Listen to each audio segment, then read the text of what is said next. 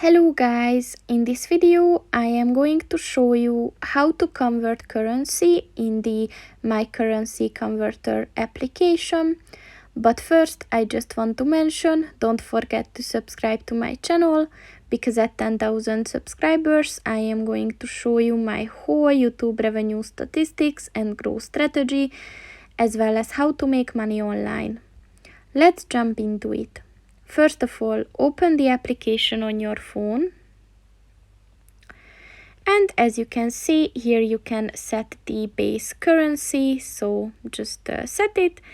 And here you will find all the other currencies that it will convert to. So, for example, just type in 5,000 Hungarian forints, and you will see the current currency in other countries. So that's pretty much it for this video, guys. See you in the next one. Goodbye.